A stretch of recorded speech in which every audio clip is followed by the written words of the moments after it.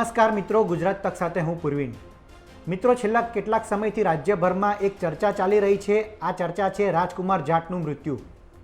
રાજકુમાર જાટના મૃત્યુની વાત કરીએ તો આ યુવક રહસ્યમય સંજોગોમાં ગાયબ થઈ જાય છે।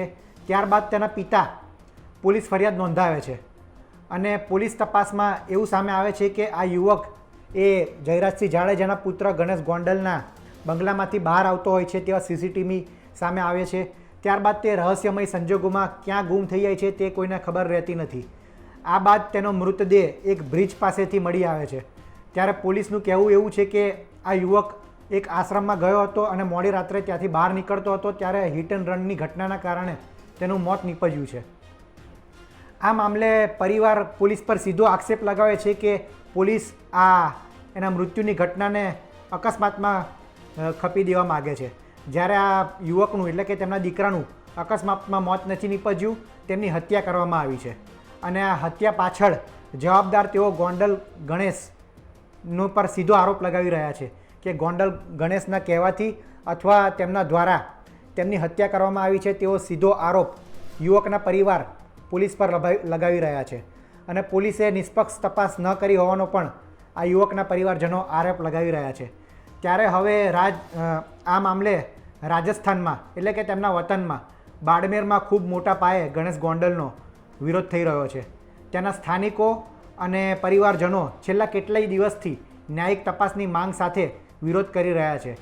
ત્યારે હવે આ રાજકુમાર જાટના મૃત્યુને લઈને રાજકુમાર જાટ ન્યાય સમિતિ તેની રચના કરવામાં આવી છે અને તેમની માંગ છે કે આ મામલે નિષ્પક્ષ તપાસ કરવામાં આવે અને તેના પરિવારજનોએ અને વકીલોએ આ મામલે સીબીઆઈ તપાસની માંગ કરી છે। ત્યારે હવે આ મુદ્દો આજે લોકસભામાં પણ ગુંજ્યો છે।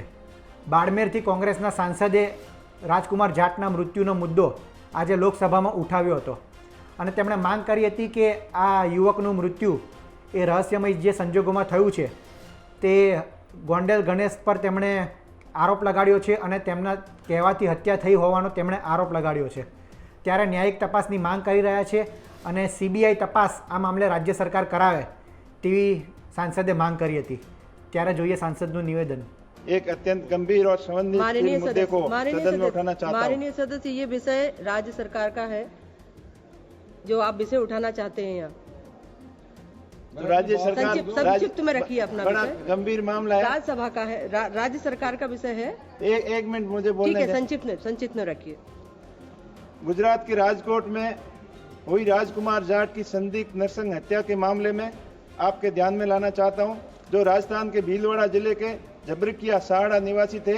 गुजरात के राजकोट के छोटे पावभाजी व्यवसायी अपने पिता रतनलाल जाट के साथ रहकर होनहार युवा राजकुमार जाट यूपीएससी की तैयारी कर रहा था।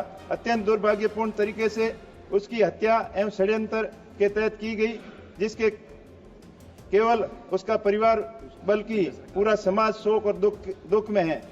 जानकारों के माध्यम से घटना की जानकारी के कुछ बिंदु मैं आपको बताना चाह रहा हूँ। केंद्र सरकार से क्या चाहते हैं? अत्यंत गंभीर मामला है, अत्यंत गंभीर मामला है। 2 मार्च अरे मैं ये कह रही हूँ, आप बोलिए, लेकिन केंद्र सरकार से क्या चाहते हैं वो साथ बात में मंदिर जा रहा था। वो गोंडल के पूर्व विधायक के बंगले के पास कुछ लोगों ने जबरन रोककर बंगले के अंदर ले गए और 10-15 लोगों ने राजकुमार के साथ बेरहमी से मारपीट की। 3 मार्च को राजकुमार कमरे से सोने चला गया, लेकिन अगली सुबह वो लापता था। उसके पिता स्थानीय पुलिस में शिकायत दर्ज कराई, लेकिन कोई सहायता नहीं मिली। 4 मार्च को 2025 को राजकुमार का शव गोंडल से 55 किलोमीटर दूर कुपवाड़ा के एक सड़क पर मिला।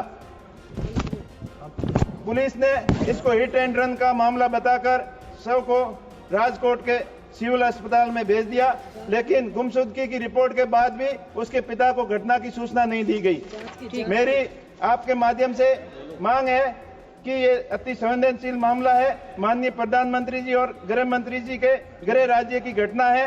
आप गुजरात सरकार के निर्देशित कर इस घटना गंभीर मामले की जांच सीबीआई से करवाने की अनुशंसा मंगवाएं, ताकि मामला निष्पक्ष और पारदर्शी तरीके से पीड़ित परिवार को न्याय मिल सके।